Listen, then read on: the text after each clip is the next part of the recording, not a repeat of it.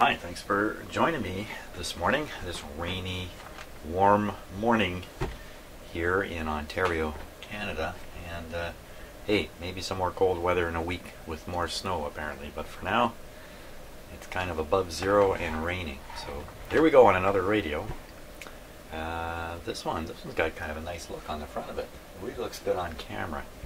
This nice kind of Art Deco-y trim here. I don't know if it's Art Deco, but that's what I would call it. Very nice. And the cloth here is in very good shape. Oh, it's missing a knob. It's missing part of a knob anyway. The metal clip part is still on here. Oh, that's the tuning knob, and you can see the pointer works. That's good. String is good. Only one knob though. Excuse me. So at a glance, the cabinet looks really good. It looks really solid. Looking into the different seams here to see how they are. Not bad. Now the radio's taken a bit of a beating. Excuse me, over the years, I guess. As to be expected, but a lot of these very mild blemishes can be knocked out with just a crayon, something like that. So AM only. It's called the Serenader. Serenader. Okay. Let's see if it'll do some serenading. Okay, so right away. Excuse me. Oh, out come the battery cables. You know what we're up against here. This is a battery operated radio. This will be the antenna and the ground connection here. And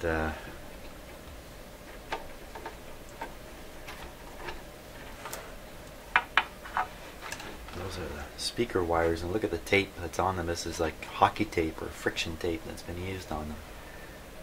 It's rock solid. So quite some time ago, for some reason, the speaker wires were cut, and that could have been to draw the chassis out, and rather than undo the speaker and pull it out with the radio to work on it, somebody's just cut the wires. That's what it looks like. These battery cables are shot. Yeah, look at that. It's just crumbling right onto my bench here as I mean, it's just crumbling away.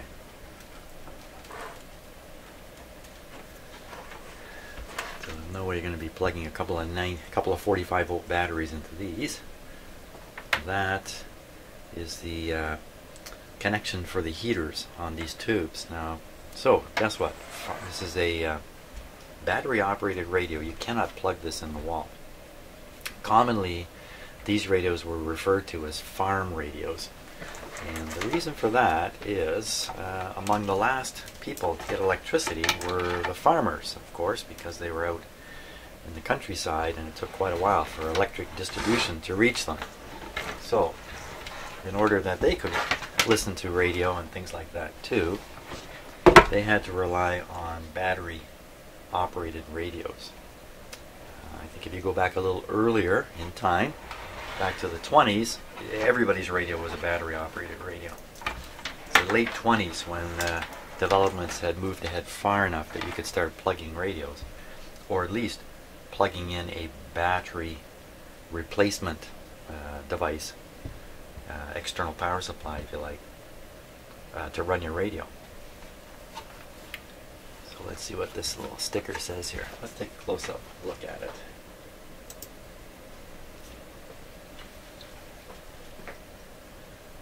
Licensed by Canadian Radio Patents Limited only for the non-commercial reception of public radio telephone broadcast. I don't know if I've ever seen that written somewhere.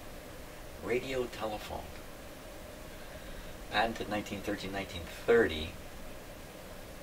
So this radio probably dates from the early 40s, or maybe late, I really don't know, middle, late 30s maybe even.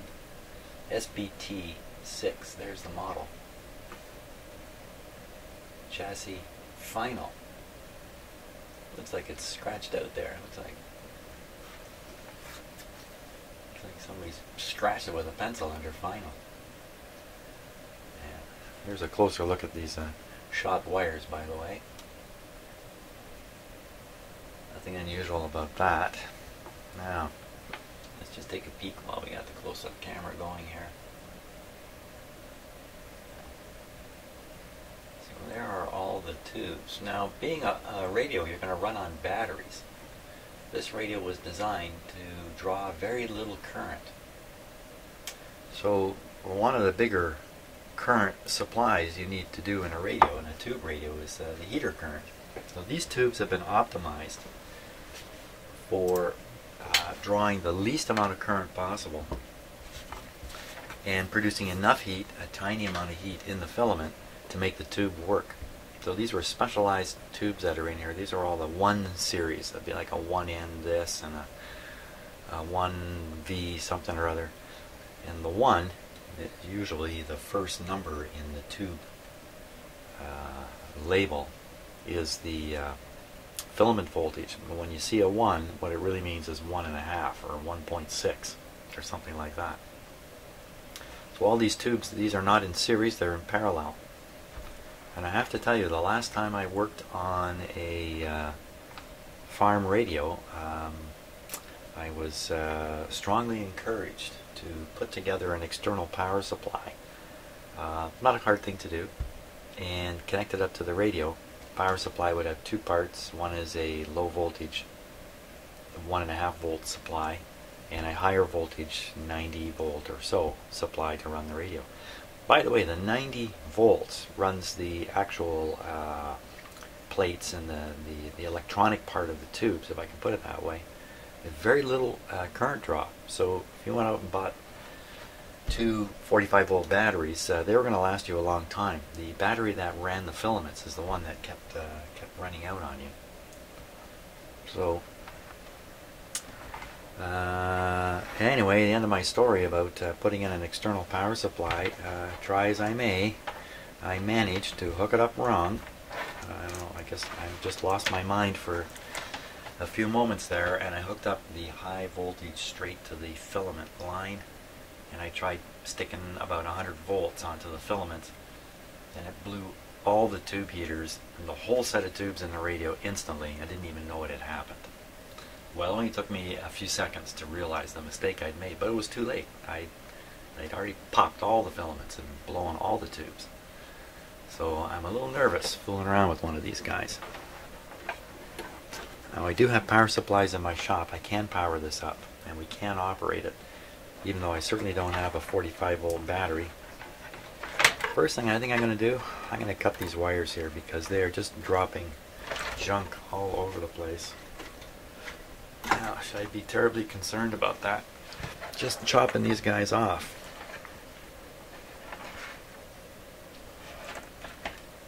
One, two, three, four. 1, 2. Oops.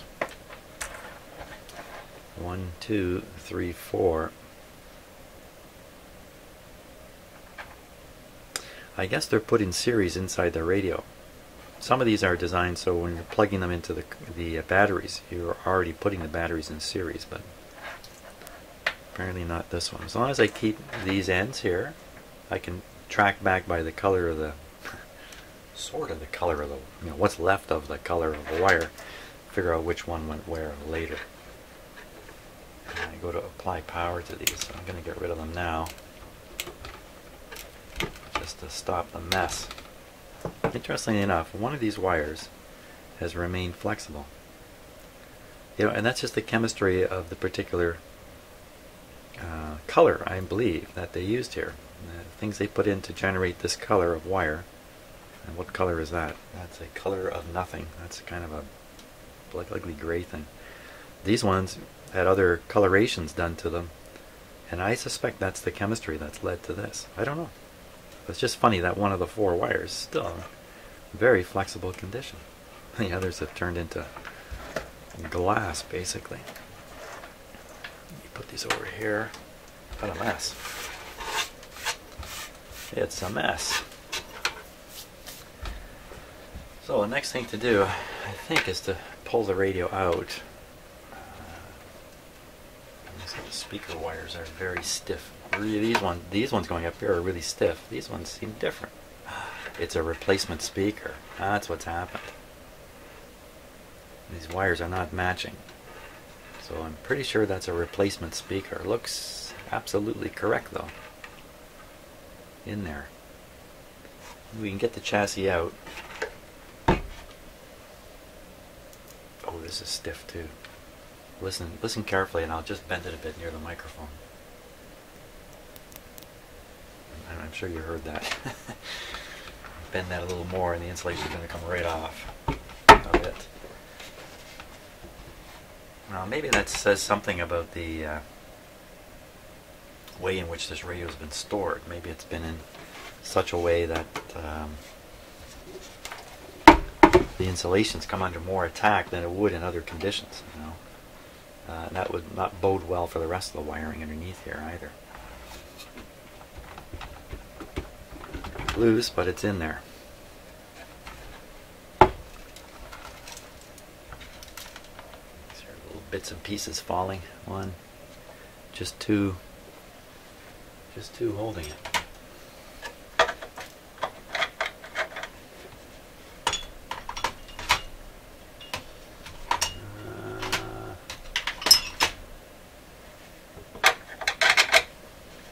I may not have the right size.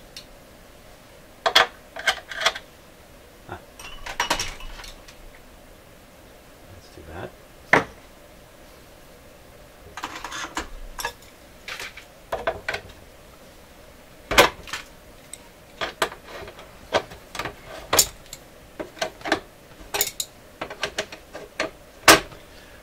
$20. Does that look like 20? 20 what?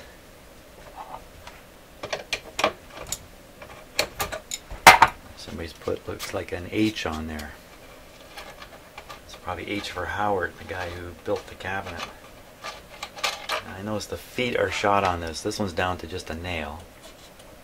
This one's a nail with a bit of remaining rubber around it. This one's a nail with some rubber, and this one's just gone. So I'll have to do something about some feet on here, because this is going to scratch everything up.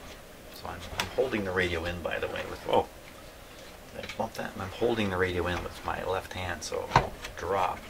Pull these screws out.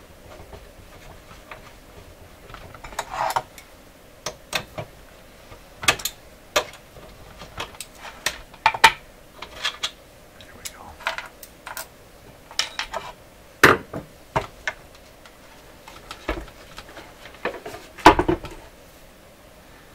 Now, aside from these wires, this should come out fairly well.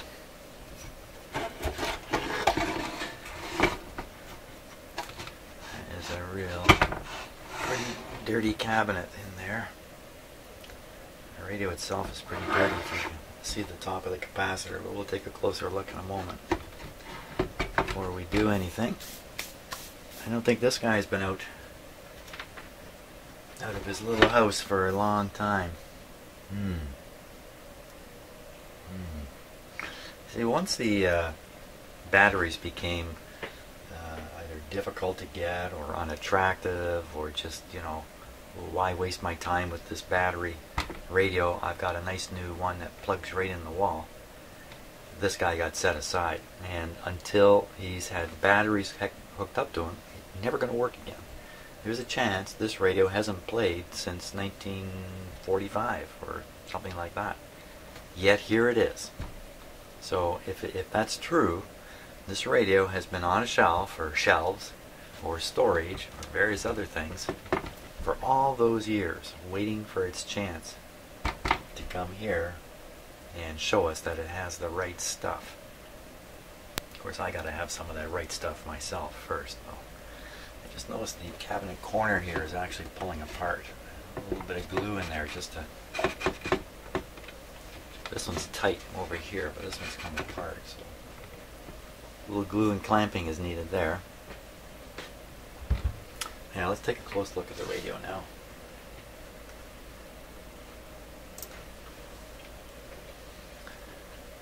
Okay, well, we're going to start right in here with the coil here, which looks fine. Capacitor, pretty dirty. And it's a little bit surprisingly heavy corrosion here. I don't usually see that much corrosion on here. But yeah, all over it. So this has been in a humid environment. Even this is showing signs of surface corrosion and that. So I think this has been in a very bad environment, this guy. Even though the cabinet looks pretty good. I think it's been in a humid place, like could be in somebody's basement. Hey, it's in somebody's basement right now. My house is what's called a raised bungalow, so the basement is barely in the ground. My foundation only goes a couple feet into the ground. The basement here, mostly above ground. Let's take a look at the string. The last radio needs a string, and I still haven't found my... That's a pretty heavy cord there, isn't it? And, surprising this turns so easily. Well, considering the condition it's in. You should be able to clean that up pretty good.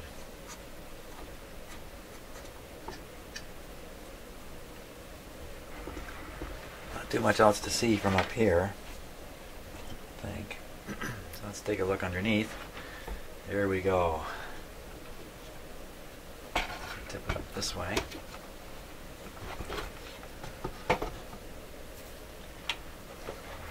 Let's take a longer look at it for a moment. Get some perspective here.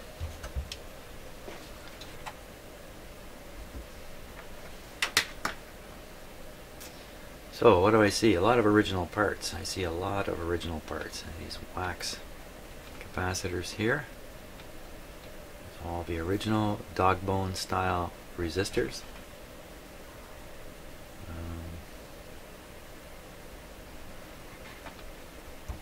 This may or may not be original. It looks like the bypass capacitor for the output. That is the output tube right there. There's no rectifier tube, there's no power supply, there's no possibility of hum. Well, there's always a possibility of hum by induction from nearby power lines. You can get a hum. But in terms of internally, no. Okay, let's give it a close-up look here. See if we spot anything egregious inside there. We'll just start up at the top. Oh, this is the output tube up here. 1C7. Oh, it's an unusual tube. I'm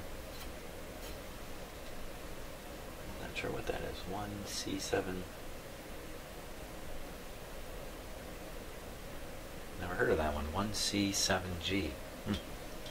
Okay. So hang on one second while I just fix up my own video circumstances here and get a better look at this myself. Okay, here we go.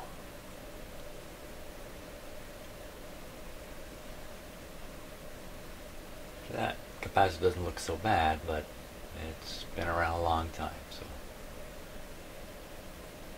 another one.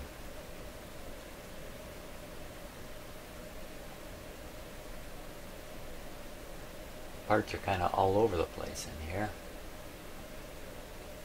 Wires are bent all over the place.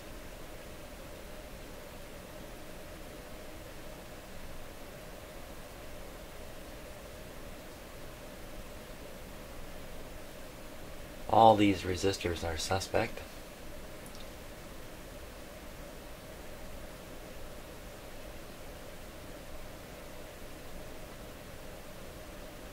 Couple more capacitors. You really don't look to be in terrible shape. Could be because this thing was on the shelf forever. And also these radios, they never run warm. Because they're so energy efficient, because they're running on batteries, the tubes generate very little heat. So this thing would be pretty much room temperature even when operating. Good chance this capacitor is shot though. And what's it doing down here? so far away from the output tube. I'll have to get a schematic and take a look at what's going on, why this big capacitor is down here.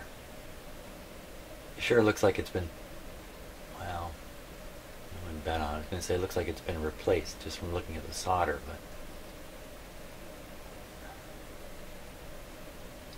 no guarantee on that. So I don't see anything that's really damaged here. Some of these radios, the on-off switch only switched the heaters on and off. The 245 volt batteries, or the 90 volts, was always impressed on the radio, but the rate of leakage through the radio was similar to the battery's self-discharge. So there was no harm in just leaving the radio connected all the time, high voltage wise. I don't see anything going on that's anything egregious or outrageous. Nothing wild, nothing crazy. Just these wires all seem to be like something has happened here. Especially the one with the kink there. Maybe this got replaced. Philco. It says Philco on it. Can't quite read it on camera. There you go. Philco. Philco. Well, this could be a replacement part. It's possible. Let's take a look at the antenna connections here. That's the ground, very obviously, right? Going straight to the ground. And then this red one here probably goes right up to the coil here. Yeah, here it is. Coil. And the other side of the coil connecting down under here. And another look at the string.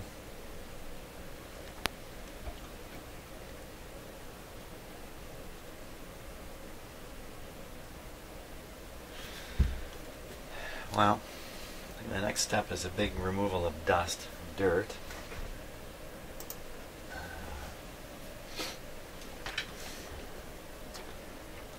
Then we should probably apply high voltage to the high voltage circuits, and I can do that with a power supply. You can see how much is leaking from it.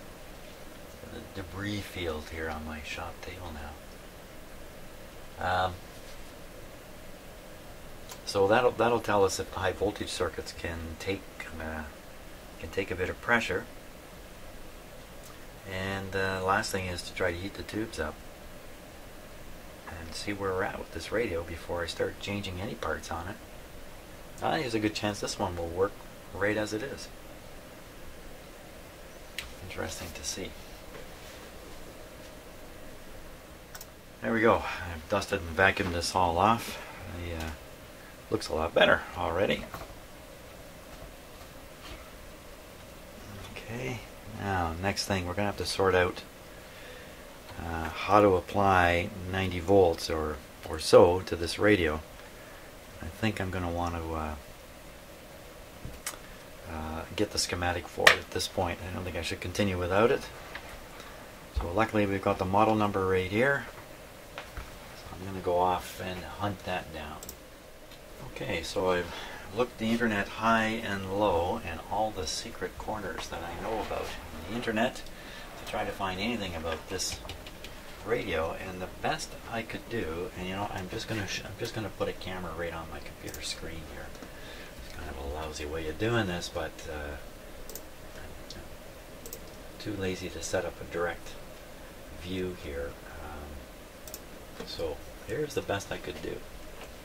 Okay, it's a little bit out of focus here until I get up close. That radio is about the same size, but the thing that got my attention is this. Serenader. And now look at it. See the S? See the understroke? And see how the whole word is curved. Serenader. Okay, and we look on the actual radio I've got. It's exactly the same. So I think that radio and this one were made by the same outfit. Unfortunately, no information other than saying it's a 1940s radio. No information. I have no information. Could not find anything about the Mohawk company. I assume that's the name of the manufacturing company. Or anything so far. Anyway, I'm going to keep looking just a little bit longer here. Well, as always, looking back at the history of radios, radio manufacturers, things can get a little bit complicated with names and licensing and manufacturers kind of hidden behind other manufacturers. You never really know who's doing what. So there was a Canadian Mohawk company from around the 1940s, as far as I can tell. And I'm going to guess they only survived manufacturing radios anyway for a short while. There is a current Mohawk company. Mohawk is a popular name for things, so not too surprising. There is a Canadian Mohawk company up near Montreal operating right now, but I think it has nothing to do with this whatsoever. And there was also an American Mohawk of Illinois, I think it was called, and that was an earlier company working in the late 20s and through the 30s, as far as I can figure out, and I didn't look into this 100%. But the short part of this story is I can't find anything about this particular radio. Nothing at all. No pictures, nothing. So what that really suggests, and it's all very believable, is that this is a pretty rare radio. You won't find this one. This could be the only surviving example of this particular model of radio. So I'm the only guy in the world looking for a schematic for it. Yeah. So, looks like I'm going to have to just sort things out by the seat of my pants in terms of which of these wires is doing what. And it's a little challenging to do. But should be able to sort it out, I think, with a little bit of poking around. Might have to sketch up some of the circuitry under here to really sort it out. I wouldn't jump in there and just start sticking voltage on these wires, that's for sure. That's not the way to do it. So that's what I'll have to do. I'll have to get this radio set up for examining the wiring underneath, and I'll take it from there. Okay, just a quick look under the radio, and it's obvious that some of the wires in this bundle go straight to the switch, and those wires should be coming from here. And so what I suddenly realized is I cut 4 wires from the radio. You can just see them up here. 4 wires. 1, 2, 3, 4, 5, 6. Okay, there's 6 wires here, but only 4 appearing at the end. What is going on here? So I sort of mumbled earlier about these 2 45-volt batteries being in series, and I mumbled about must have made the connection back in the radio here to put them in series. Doesn't seem to be the case. What seems to be happening here is I have this red wire, which is probably this one here, is carrying the low voltage to the heaters. Black wire, we're going to have to chase this down. Probably, it's got to be this wire. Probably just going to ground. In fact, I don't have to chase too hard. I can see it here already coming in. There's the black one right there, right onto the chassis there. You can see the red one heading over to the switch. Now this radio looks like it might have 2 sets of switches on the back, 2 sets of terminals on the back of the switch. So maybe it's switching both the battery for the heaters and the high voltage. Ooh, that doesn't sound like, that doesn't look like it's soldered very well either, after all these years. Okay, you can see another wire going straight to a terminal on one of the tubes. So, so somewhere these 4, let's just go back here, make sure I'm understanding this properly.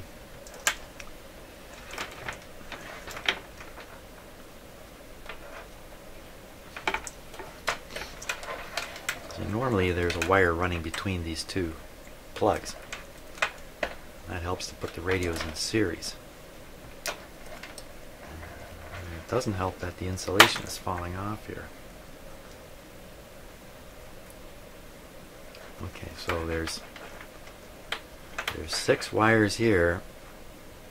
There's only 4 wires here. There's something funny going under that tape there. Something more going on under there than first meets the eye. Well, nothing meets the eye. Let's take a look under there. I thought that was just a bit of tape to bundle up the wires. I really didn't give it much attention. Now I think there's actually a connection hidden under this tape.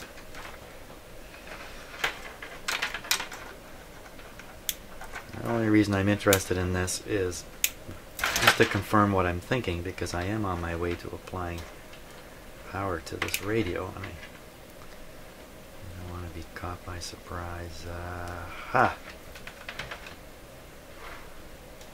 Not even a connection, it's just one wire. This wire runs between the two battery plugs here. So you get 245 cells, and they go right in series, and 90 volts goes into the radio on 2 wires. So we got 2 wires carrying the 90 and 2 wires carrying the 1.5. Okay, that sorts that out. Now come back and look at the radio here some more.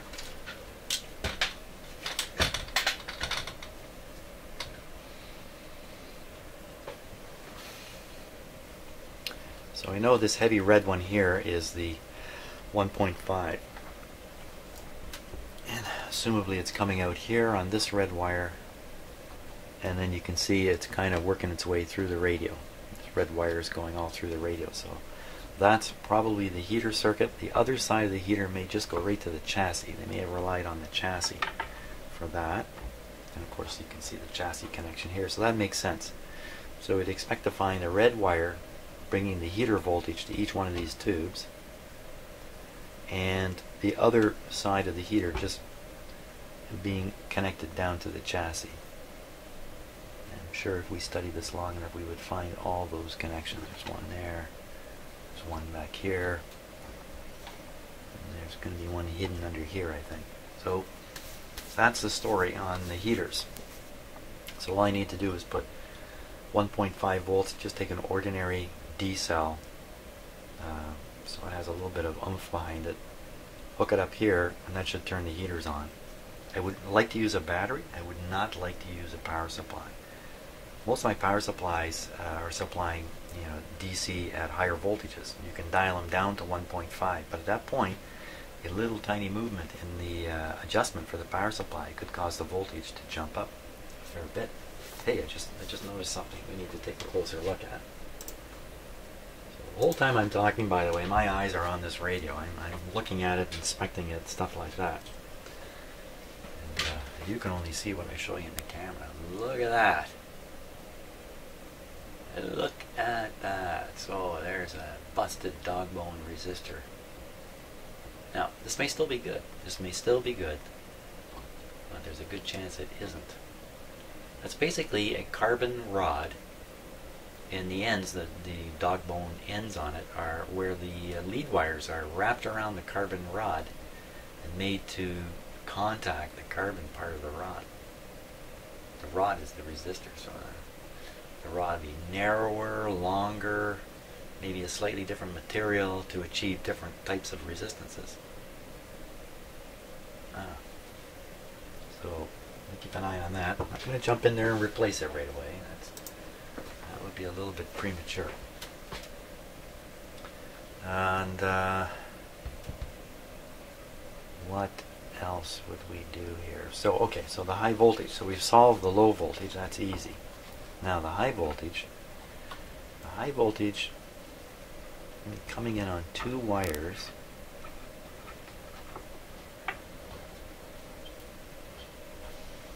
So that's going to be this wire and this wire. This one is going down to a tube pin. Oh, look at that. That cooked resistor.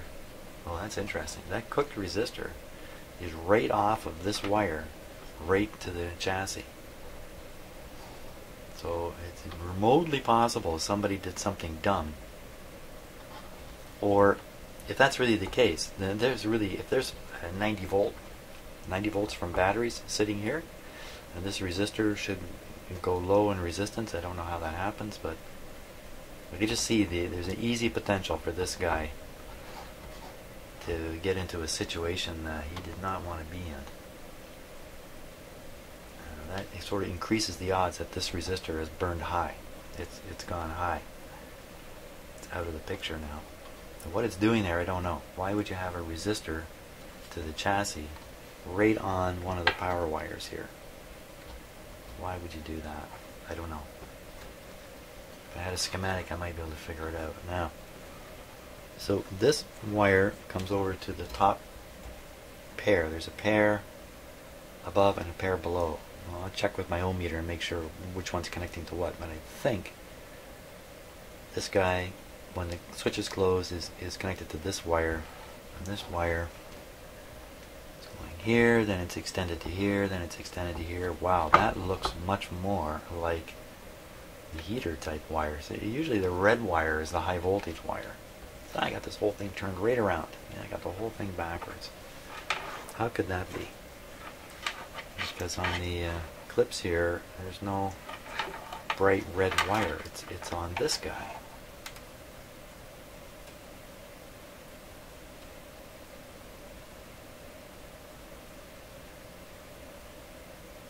You can even see that these are polarized. That's a big one. That's a small one. You can only plug this in one way. And of course, these ones have 3 terminals. You can only plug those into the battery one way. So there's a bit of a polarity issue. That's interesting too. I didn't really think there was. So, okay, at this point I can't really be absolutely sure which one's doing which. Although a good guess, without too much thought, is the red wire is the high voltage, and this is a low voltage wire here. I don't know. I don't know how that would work.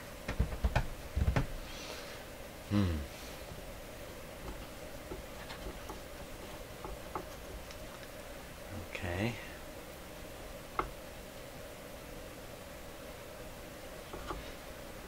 So I'm going to get my ohm meter out and poke around a little bit here.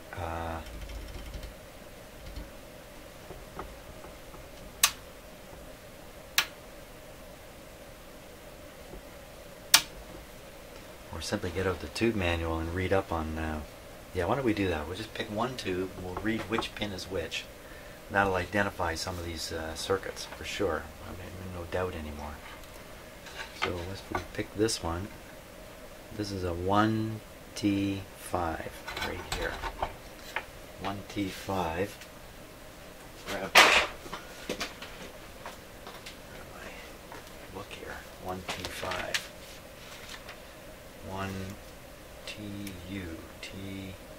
1T5 beam power tube. So that's the output tube. There's the pin arrangement there. So if I wanted to know about the red wire, which is coming to pin number 1, 2, 3, 4, it's a very busy pin. It's got everything hooked up to it. Pin number 4 on a 1T5. Pin number 4 is it's a center grid.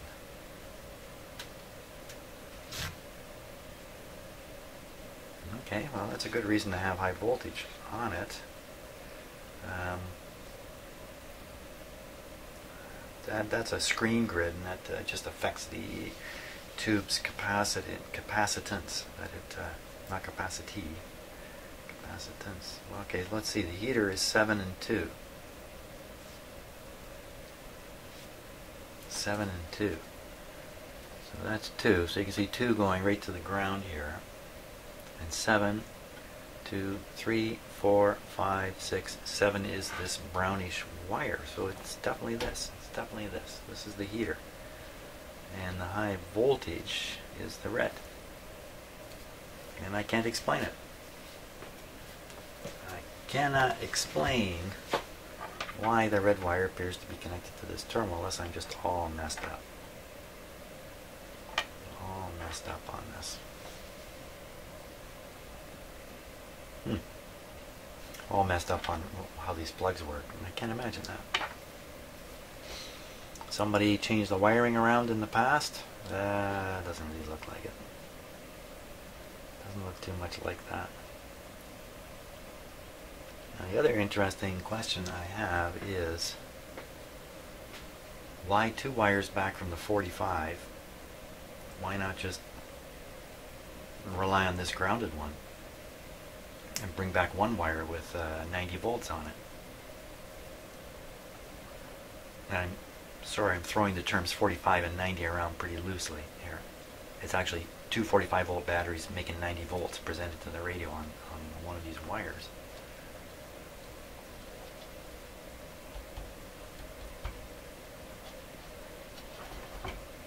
Wow, it's just not adding up right. Well, I'm going to think a little bit before I apply any power to this radio. Yeah, I'm just going to think a little bit.